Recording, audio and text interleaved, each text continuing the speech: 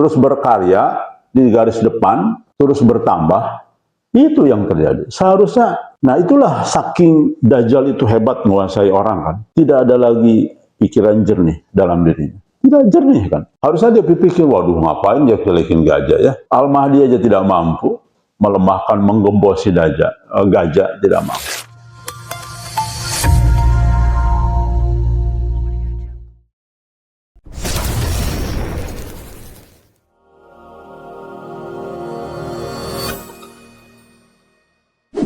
Analisa strategi secara syar'i langkah bagi penduduk ruhani dalam menghadapi manuver Dajjal di Bukit Lebah. Kenapa tema ini saya ambil? Dalam beberapa hari ini atau dalam minggu ini, dan sebetulnya sudah sering beberapa kali mubasyirat bermunculan, dan itu mubasyirat sudah kita uji ya, terkait dengan berbagai manuver Dajjal terhadap penduduk ruhani. Terakhir kita sama-sama tahu ya, ada mimpinya Mas Jul terkait dengan bagaimana Dajjal akan terus bermanuver dalam rangka melemahkan penduduk ruhani. Karena Dajjal tahu, iblis sangat tahu bahwa insya Allah sementara ini satu-satunya tempat yang sedang menggembleng pengikut Al-Mahdi adalah hanya Bukit Lebah. Sedang menggembleng penduduk ruhani untuk menjadi pembantu utama Al-Mahdi hanya Bukit Lebah. Tidak ada tempat lain. Maka dari itulah, seperti juga mimpi-mimpi sebelumnya, kita sama-sama tahu bahwa mimpi seperti ini sebetulnya sudah sering. Penduduk Bukit Lebah, Majelis Gajah secara personal, saya juga menjadi sasaran tinggi, menjadi sasaran bagian dari sasaran utama yang harus dilemahkan oleh fitnah Dajjal. Kenapa demikian? Seperti yang saya jawab tadi, Majelis Gajah yang paling konsisten menzahirkan Al-Mahdi. Majelis Gajah yang konsisten membentuk tim khusus dengan cara khusus, dengan hal-hal yang sesuai dengan apa yang Nabi sampaikan, yaitu untuk ujlah juga konsisten dilaksanakan. Tentu ini dari pihak iblis yang sudah tahu tentang informasi tentang nubuwah Nabi Muhammad SAW akan terus mencoba melemahkan kita, baik dari luar maupun dari dalam. Bagi kita, penduduk Bukit Lebah, berbagai peristiwa saat ini, baik dalam bentuk teguran, kita kan pernah mubasyir teguran untuk merapihkan barisan, untuk mulai kiblatnya kiblat yang sama. Tidak boleh ada orang yang punya tujuan lain, orang berpikir yang lain di sana. Harus satu kiblat, satu kubu. Maka betul apa yang saya sampaikan. Kalaupun saya tidak tega mengeluarkan seseorang dari sana, maka Allah akan keluarkan dengan cara apapun. Tanpa mereka sadari, mereka merasa benar keluar dari Bukit Lebah. Tapi sesungguhnya Allah itu yang mengeluarkan, bukan dirinya sendiri, tanpa disadari. Seluruh penghuni Bukit Lebah tahu persis siapa mereka-mereka yang sudah keluar. Ya, pasti satu, orang yang kurang taat. Yang kedua, orang yang malas ibadah. Yang ketiga, tidak menjalankan langkah-langkah sesuai dengan komitmennya, dan banyak lagi. Pasti keluar dengan sendirinya. Ya, itu. Jadi apapun fitnah di luar, bagi kita paham apa sesungguhnya yang terjadi. Baik rekan sekalian, itulah tema yang akan kita sampaikan, supaya apa? Teman-teman yang serius berujlah, kemudian serius beribadah, dan teman-teman yang di luar yang masih belum ujlah memahami apa sesungguhnya yang terjadi. Karena yang paling tahu adalah kami yang ada di tanah ujlah. Ingat, sekarang ini terakhir saya minta angka, ada berapa orang sekarang ini, titik terakhir, yang sekarang tinggal dan statusnya bukan di luar. Berapa orang? Ternyata sudah melebihi 100 orang ternyata ya. Jadi alhamdulillah bukan berkurang, tapi dari setiap minggu, 2 minggu sekali terus bertambah. Dan sekarang hari ini ada 102 kalau tidak salah orang. Yang 2 minggu lalu itu kan hanya 95 kalau tidak salah. 96, 95. Sekarang sudah 100 lebih orang. Ini menunjukkan bahwa benar apa yang ada dalam mimpi, yaitu ancaman, kalau tidak salah ini mimpinya putranya Mas Widodo ini, bahwa Allah akan ganti generasi berikutnya. Jadi generasi yang tidak sejalan, generasi yang akan Allah coret di situ, akan Allah gantikan dengan generasi berikutnya. Betul kan? Apa yang di dalam mimpinya putranya Mas Widodo itu, bahwa bagi mereka yang tidak sejalan dan Allah Maha tahu siapa-siapa mereka, maka Allah ganti dengan generasi lain. Dan sudah terjadi. Bukan penduduk Bukit Lebah bukan berkurang secara kalkulasi akumulasi, tapi justru bertambah. Dengan keluarnya beberapa orang, justru akan ditambah oleh Allah dengan pengganti yang lain.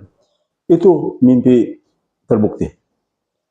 Rekan sekalian, maka dari itulah kita harus melakukan langkah ruhani di dalam rangka menjaga pagar dari penduduk Bukit Lebah ini sebagai penduduk rohani.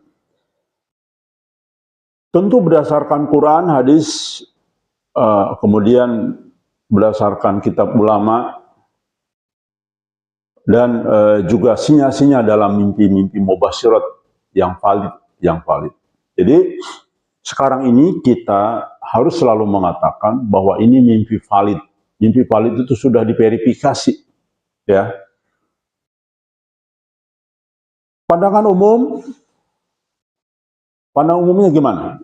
Fitnah Dajjal bukan hanya makhluk, tapi juga sistem yang masuk melalui celah akidah.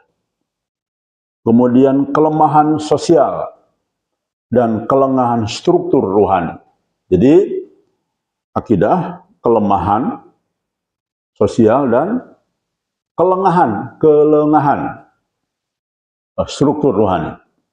Nah, inilah yang akan kita perbaiki pelan-pelan, dan kita sudah perbaiki juga. Namun pada kajian pada subuh ini saya akan umumkan lagi perbaikan apa lagi yang harus segera kita lakukan dalam rangka memagari celah-celah pintu Dajjal untuk melemahkan kita semua, ya, yang sudah ada saat ini. Saya berharap yang sudah ada ini tidak lagi Allah singkirkan dengan berbagai cara, ya. Kasihanlah, saya itu siapapun yang keluar dari tanah ujah itu kasihan, tidak tega, ya. Tapi ya sudah, karena kita sudah memberitahu masih juga bermasalah, ya sudah. Berarti memang itulah kehendak Allah. Maka kaidah tadi secara pandangan umum, ya, celah akidah, kelemahan sosial, kelengahan struktural rohani, maka penduduk Bukit Lebah wajib memiliki struktur perlawanan terencana, bertingkat, berlapis, dan bersumber dari syar'i. Sekali lagi, kita sudah terus diserang fitnah-fitnah Dajjal. Dan tidak terasa oleh yang kita anggap korban ya. Mereka tidak terasa, mereka punya alasan, punya alibi, punya apapun, 1001 alasan. Tapi sesungguhnya tanpa disadari, mimpi-mimpi yang lain terbukti benar. Maka kali ini kita harus mulai aktif, yaitu melakukan perlawanan. Jadi perlawanan secara terencana, bertingkat, berlapis, dan bersumber dari syariat. Ya. Sumbernya jangan sumber yang lain, sumbernya jangan nanya ke dukun, sumbernya jangan nanya ke indigo, ya. Kalau itu justru terjerumus. Tapi berdasarkan Quran, hadis, dan kitab-kitab ulama. Ini yang akan kita bahas. Jelas ya, itu pandangan umum, supaya teman-teman paham. Dasar strategis adalah landasan Quran dan hadis. Yang pertama, prinsip iman sebelum amal. Jadi, penduduk rohani Tanah Ujlah harus punya prinsip ini. Kalau teman-teman mempelajari mata kuliah yang saya ajarkan, maka ini bagian salah satu intisarinya adalah prinsip iman sebelum amal. Apa maksudnya? Mari kita lihat dalam surat Al-Kahfi ayat 13. Kami kisahkan padamu, wahai Muhammad, berita tentang mereka, maksudnya Ashabul Kahfi, dengan benar. Sesungguhnya mereka adalah pemuda yang beriman kepada Tuhanmu, kepada Tuhan mereka, dan kami tambahkan kepada mereka petunjuk. Tadi garis bawahi, pemuda-pemuda beriman kepada Tuhan mereka. Lalu kami tambahkan petunjuk kepada mereka. Makna strategisnya apa di dalam ayat ini? Makna strategis ya. Iman yang kokoh adalah pondasi uzlah.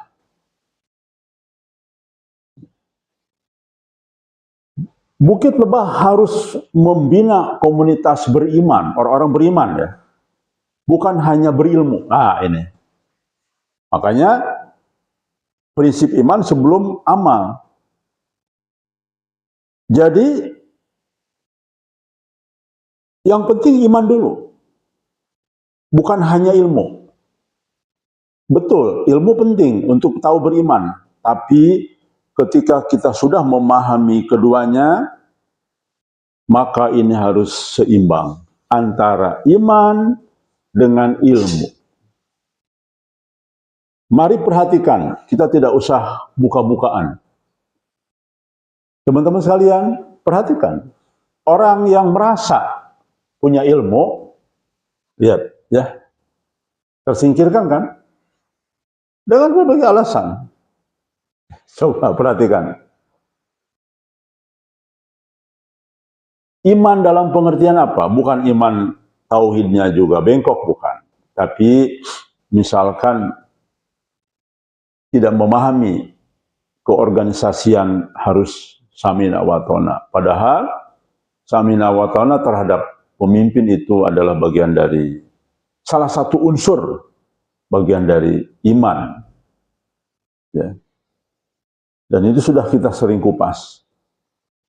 Bukan hanya ilmu, jangan merasa punya ilmu terus. Nah, tapi bahwa ilmu itu penting, namun juga harus memiliki satu kapasitas di mana ada yang lebih memiliki ilmu. Dan kita semua harus patuh zerokan pemikiran-pemikiran kita merasa lebih dari yang lain. Itu sudah saya sampaikan sering.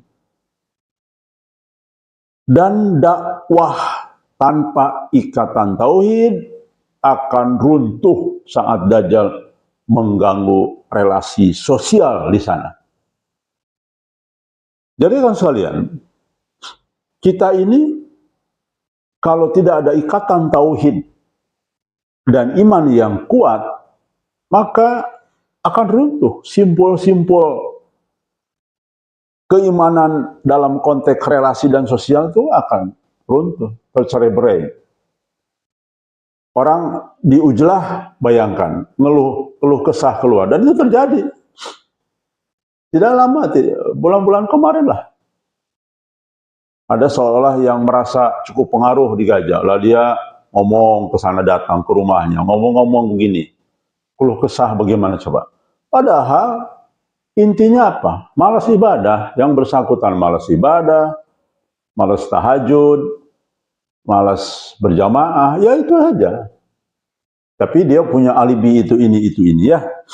Itu contoh bagaimana dia mengandalkan ilmu tanpa iman.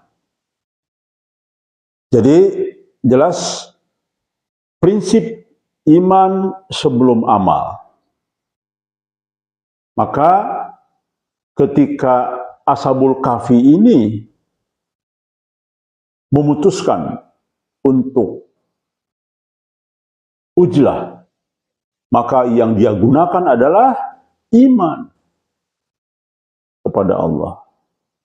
Lalu beramallah dengan apa? Melaksanakan Ujlah di sana. Itu amal. Jadi ketika memutuskan untuk Ujlah, maka iman yang digunakan. Setelah itu apa? Amal. Amal yang melaksanakan, hidup di sana, konsisten, tidak mudah dengan itu ini, pemikiran lain, tapi konsisten. Itu amal namanya, ya. Maka yang benar adalah ini. Baik rekan sekalian, itu poin pertama dari bab 1, dasar strategis, ya. Yang kedua, kita harus membangun sistem jaga dan deteksi fitnah. Nanti ke depannya kita harus mulai memikirkan. Jadi melakukan langkah. Ketika saya melihat beberapa mimpi teman-teman ini kali ini dan situasi apa yang terjadi di luar dengan banyaknya fitnah-fitnah, percayalah kepada apa yang kita sampaikan pada pagi ini. Terlalu banyak mimpi-mimpi yang warning bagi kita. Dan inilah kasih sayang kepada Allah. Yang digunakan siapa? Sekarang ini yang digunakan adalah orang-orang helper sendiri. Itu semua kaki tangan Dajjal, pasti dan pasti. Dari mana saya tahu? Dari mimpi. Kita kan dari mimpi. Tidak pernah menuduh seseorang kaki tangan Dajjal kalau tidak ada dalam mimpi. Contohlah, 2 wanita di sekeliling Qasim jahat, itu dari mimpi. Dari mubasyirat kita sudah uji, benar mubasyiratnya. Bukan seperti mimpi Nanang Qasim kemarin yang kita share di grup. Itu mimpi batil ternyata, ya. Mimpi yang diluncurkan fitnah untuk melemahkan. Dan banyak korban.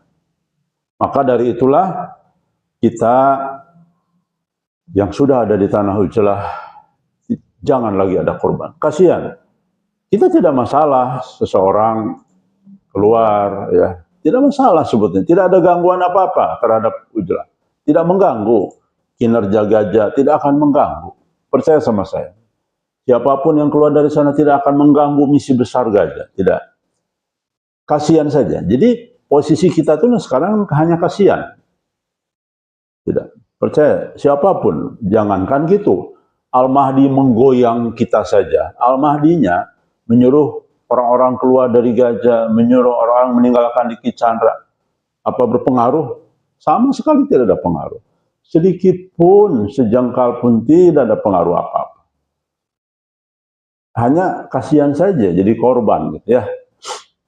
Nah itu saja saya kira poinnya, mengapa perlu kita mengingatkan teman-teman dengan cara memagar di sini ya. Baik, jadi kita akan membangun sistem jaga dan deteksi fitnah. Landasannya adalah hadis riwayat Muslim. Barang siapa mendengar kabar tentang Dajjal, maka hendaklah ia menjauh darinya. Sebab demi Allah, kata Nabi, seseorang akan mendatanginya. Wah, seolah-olah dia, wah saya berilmu, nggak mungkin kena Dajjal. Wah saya paham Dajjal, tidak mungkin. Nah itu dia, ini orangnya. Seseorang akan mendatanginya, mengira bahwa dia seorang mukmin, namun akhirnya menjadi pengikut Dajjal karena syubhat dan argumentasinya yang menyesatkan. Nah ini dia. Ya kan? Contoh orang bela diri, wah saya keluar dari gajah karena begini-begini. Argumentasinya, tapi menyesatkan. Itulah sekarang banyak contoh ini. Rekan sekalian, disadari atau tidak sadari, contoh misalkan. Coba bayangkan. Itu jelas sekali. Dalam mimpi itu contohnya ada. Yang kedua, jelas yang keluar dari mulutnya fitnah. Fitnahnya berat sekali. Fitnahnya. Jadi apa yang disampaikan di dalam sosial media itu fitnahnya telak sekali. Semua orang, 100 orang yang tinggal di Tanah Ujlah tahu. Mana ada yang nggak tahu bahwa itu fitnah semua. Tidak ada satupun yang omongannya benar.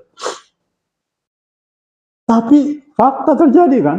Ada orang seberani itu memfitnah. Padahal bagi bumi dan ke langit itu, apapun argumentasinya. Bagi kita yang tahu tentang iman, rasanya nggak percaya kan? Loh, kok ada orang yang berani memfitnah seperti itu? Jadi, tapi terjadi. Nah ini, orang-orang yang merasa punya ilmu. Wah, saya nggak mungkin mengikut Dajjal. Ya, saya orang tahu. Tapi faktanya, ada beberapa juga yang keluar dari Tanah Ujlah. Ya, rata-rata merasa berilmu itu. Harusnya kan menghindar. Tapi malah seolah-olah tidak memahami. Harusnya kan menjauh. Tapi kata Nabi, demi Allah, seseorang akan mendatanginya. Mendatanginya itu bukan mendatangi sosok Dajjalnya, tapi mendatangi bisa fitnahnya. Mendatanginya itu sesungguhnya dia sadar kebenaran. Wah, ya mata sebelah, buta sebelah hatinya. Tahu ini kebenaran, tapi tetap saja dia dengan nafsunya, ada nafsu di dalam dirinya. Bisa keluar dari Tanah Ujlah. Lalu cerita kepada orang lain, fitnah. Karena seseorang itu akan bela diri. Orang yang sudah terlanjur tidak ingin disorot orang lain, gengsinya tinggi. Maka dia akan membela diri. Dengan memfitnah, biasanya kan begitu ya. Itu sudah menjadi kebiasaan. Ini sebetulnya sudah kena nih, hadis ini. Seseorang mendatanginya, mengira bahwa dia seorang mukmin. Mendatanginya, ya fitnahnya, ya langkahnya, ya buta sebelahnya. Dia menutup-nutupi kebenaran. Nah, itu mendatanginya. Dan sesungguhnya argumentasinya menyesatkan. Makna strategisnya apa? Jangan beri ruang debat. Ya, artinya berargumentasi yang tidak bermanfaat, yang semua orang tahu. Penduduk Bukit Lebah tahu, siapapun terhadap penduduk Bukit Lebah, sebodoh-bodohnya penduduk Bukit Lebah saat ini, tahu, masing-masing per orang sifatnya tahu. Dan kalau ditanya oleh orang luar, kenapa dia pergi dari Tanah Ujlah? Tahu kenapa sebabnya.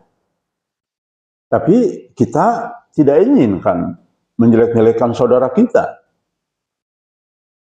Tapi orang luar yang aneh bin ajaibnya, yang tidak tahu apa-apa, tapi lebih tahu seolah-olah gitu, padahal tidak tahu apa-apa. Dan dia mungkin hanya mendengar sebelah. Nah itu dia dahsyat Dajjal. Ya, terbukti kan bahwa Dajjal terbukti apa yang disampaikan oleh Nabi, terbukti. Nyata ada ternyata orang-orang seperti itu yang berbohong, berdusta, seolah-olah ingin melemahkan Gajah dan Tanah Ujlah. Tidak akan percaya sama saya. Dari dulu, jangankan ente ya, bukan kelasnya lah. Sekali lagi, Masya Allah. Jangankan nggak ada, suku-kukunya pengaruh nggak ada. Tidak pernah belajar dari pengalaman. Al-Mahdi saja, kalau keliru, cara pandangnya sedang tertutup topeng, nggak mempan terhadap Gajah. Gajah terus tumbuh, terus berkarya di garis depan, terus bertambah.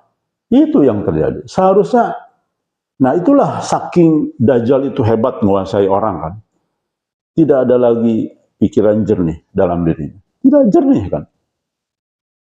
Harusnya dia berpikir, waduh ngapain dia jelekin Gajah ya.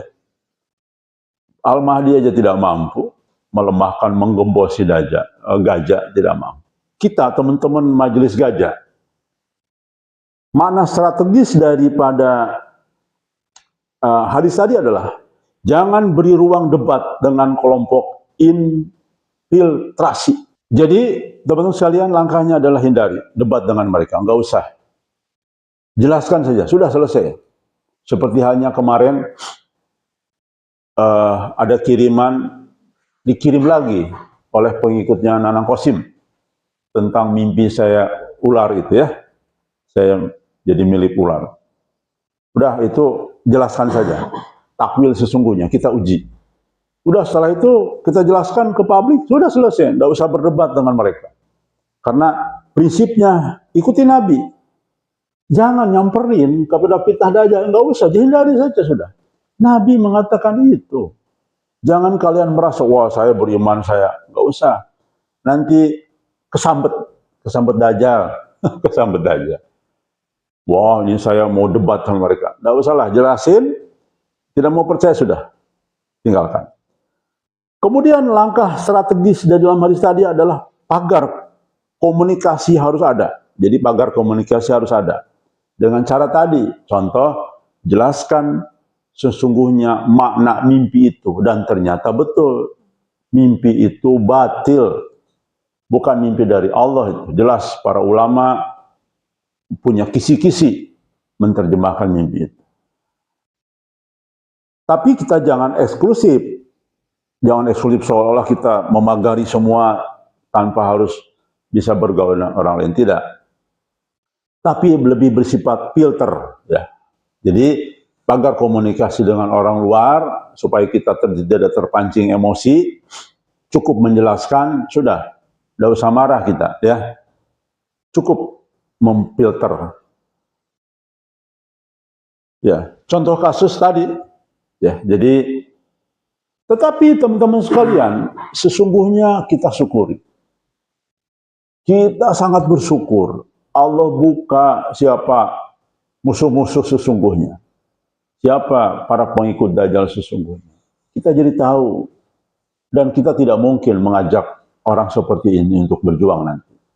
Jika insya Allah sesuai dengan mimpi-mimpi yang dialami oleh ratusan orang tentang masa depan kita semua, ya, jika ini Allah wujudkan, insya Allah, Allah kabulkan sesuai mimpi-mimpi teman-teman, nasib kita ke sana, takdir ke sana, kita tahu kan, sudah tahu. Oh ini orang munafik ini mah nggak usah diajak, udah tahu lah. Jadi sekarang ini sedang diayak, sedang dipisah-pisah, dipilah-pilah. Mana munafikun, mana macam-macam lah ya.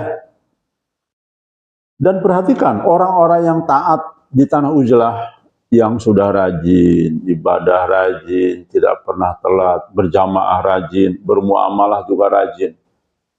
Coba perhatikan, nggak pernah bermasalah. Tapi orang yang tidak mau datang di sana maunya tidak ibadah. Ya gimana? Ya, tidak mau ikut aturan. Pasti dia akan betah. Oke. Rekan sekalian,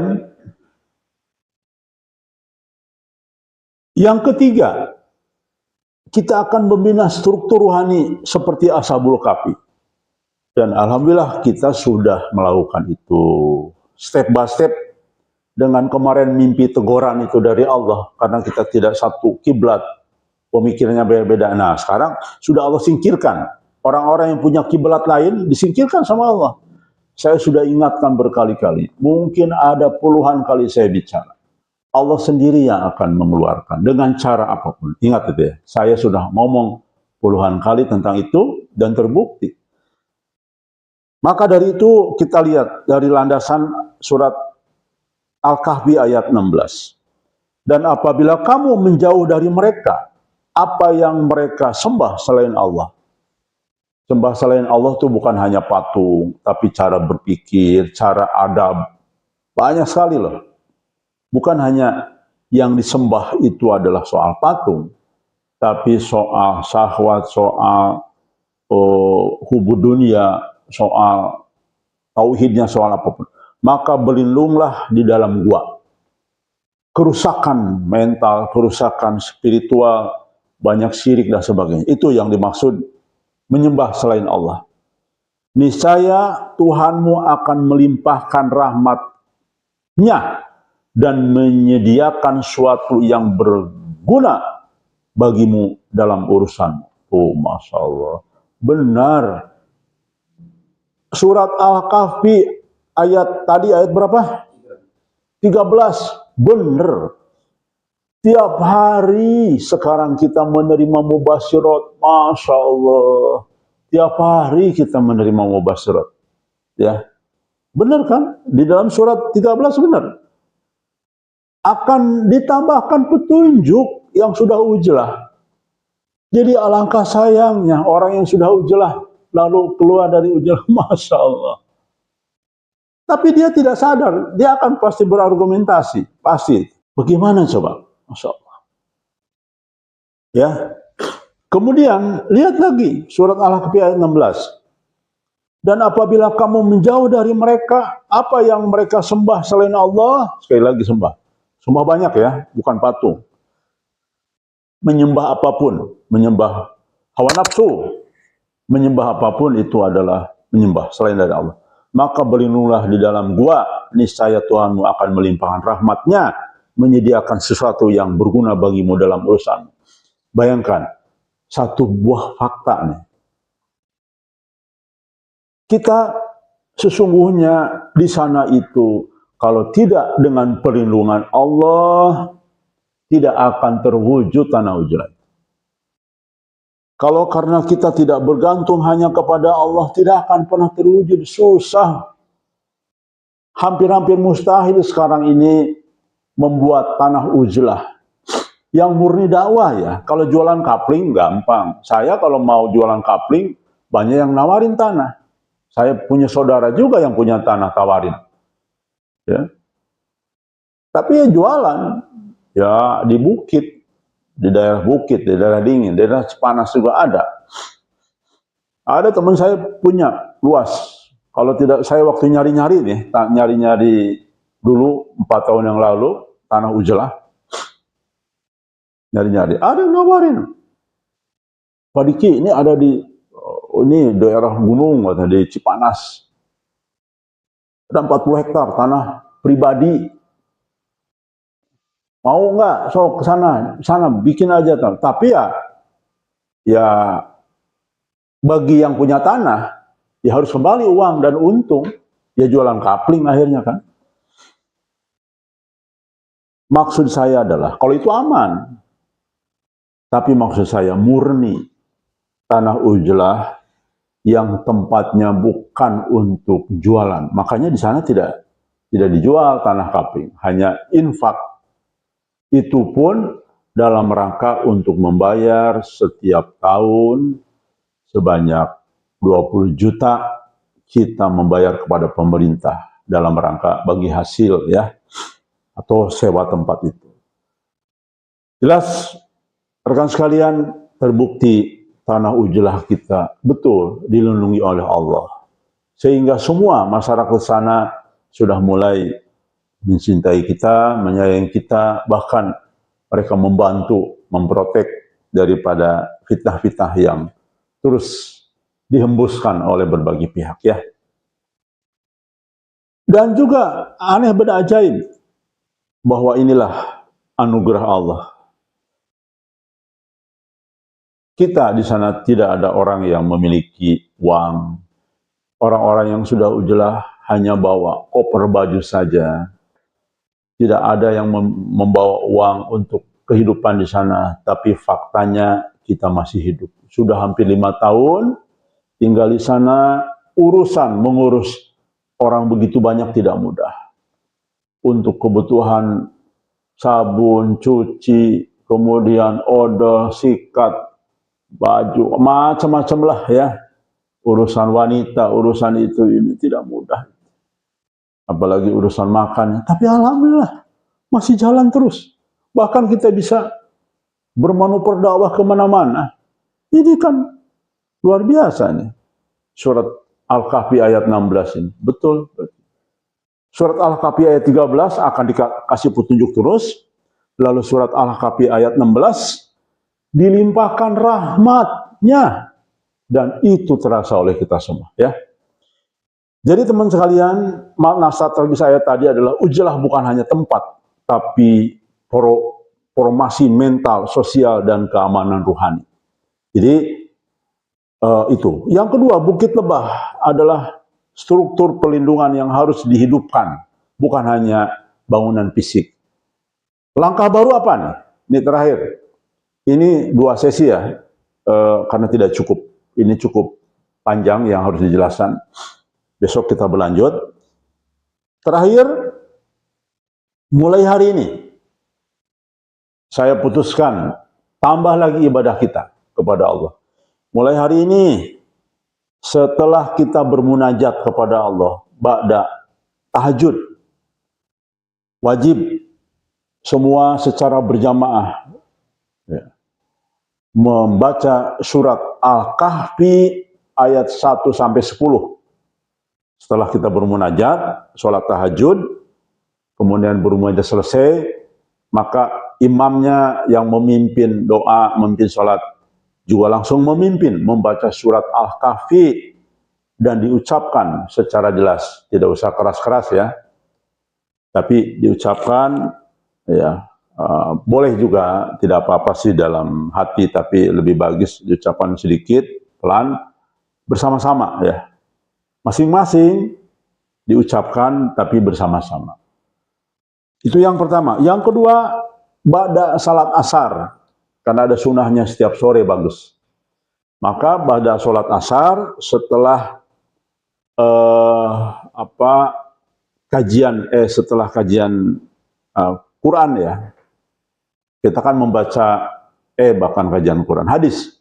Membaca hadis setiap pada asar, maka bersama-sama saat itu dipimpin oleh imam sholat untuk mengingatkan, ayo mulai membaca surat Al-Kahfi. Jadi sehari 2 kali kita akan membaca surat Al-Kahfi ayat 1-10 dimulai dari hari ini. Kalau kemarin-kemarin kita kan kerelaan masing-masing. Tapi saya tahu sering lupa. Ya jangankan teman-teman, saya pun juga lupa kadang-kadang ya. Malah lebih banyak lupanya.